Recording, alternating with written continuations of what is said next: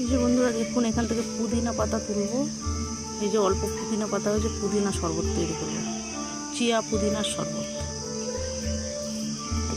পুদিনা পাতা কয়েকটা তুলে নিই, নষ্ট হয়ে গেছে সব, আবার নতুন করে হচ্ছে।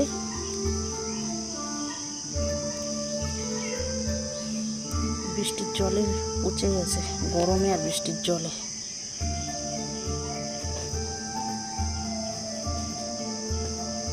যে কটা তুললাম,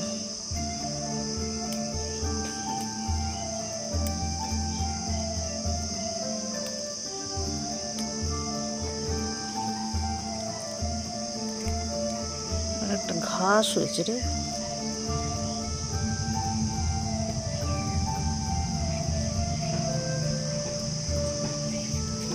নমস্কার বন্ধুরা, ঘটিবাটি রসোই ঘরে আপনাদের সবাইকে স্বাগত।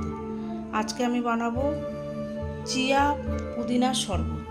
এই যে চিয়া পুদিনা পাতা বাগান থেকে কয়েকগুলো পুদিনা পাতা তুলে নিয়েছি, বেশি হয়নি বন্ধুরা, নষ্ট হয়ে গেছে, পুরো টব ভর্তি হয়ে গেছিলো, কিন্তু গরমে নষ্ট হয়ে গেছে। আর এই যে চিয়া সিড আমার ভিজানো ছিল, এটা দিয়ে হবে চিয়া পুদিনার শরবত।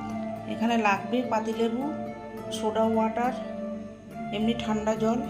দেখুন আমি কিভাবে করছি। প্রথমে আমি এই যে পুদিনা পাতাটাকে অল্প একটু একটু করে দিয়ে দেবো দুটো গ্লাসে। পুদিনা পাতার সেন্ট অনেকে সহ্য করতে পারে না, আমি অল্প অল্প করে দিয়েছি। পুদিনা খাওয়া খুবই উপকার, আপনারা যেমন পারবেন তেমন দেবেন। আর এবার দেব লেবুর রস।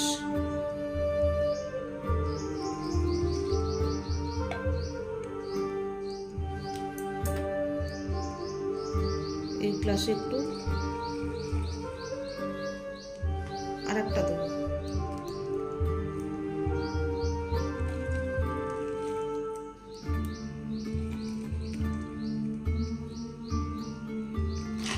দিয়ে দেবো বরফ। এই গরমে শরীর ঠান্ডা করতে পুদিনা, চিয়া পুদিনার শরবত খুবই উপকার। এবার দিয়ে দেবো চিয়া সিড।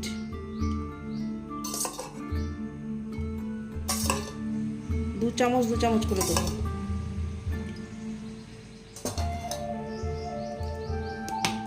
দিয়ে দেবো বিট লবণ, স্বাদটা বুঝে বিট লবণ দিতে হবে।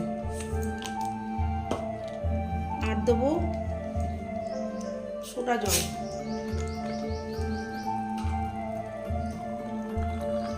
হাফ সোডা জল দেবো, হাফ ঠান্ডা জল দেবো।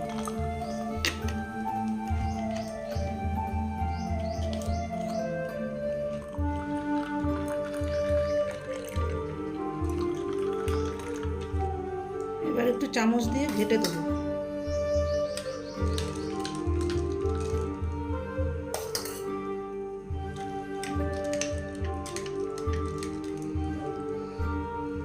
দেখুন রেডি হয়ে গেল আমার চিয়া পুদিনা শরবত।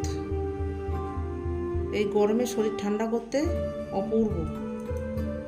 এইভাবে আপনারা বানাবেন, বানিয়ে করে খাবেন। বন্ধুরা দেখুন আমার চিয়া পুদিনা শরবতটা রেডি হয়ে গেছে। এইভাবে আপনারা বানাবেন, বানিয়ে করে খেয়ে আমাকে কমেন্ট করে জানাবেন। এই গরমে শরীর ঠান্ডা রাখতে এইভাবে শরবত বানাবেন। এরকম নিত্য নতুন ভিডিও পেতে আমার চ্যানেলটির সঙ্গে থাকবেন, সাবস্ক্রাইব করবেন, লাইক করবেন, প্রচুর প্রচুর শেয়ার করবেন। নেক্সট ভিডিও আসার অপেক্ষায় থাকবেন। ততক্ষণ আপনারা সবাই সুস্থ থাকুন, ভালো থাকুন, সাবধানে থাকুন। ধন্যবাদ।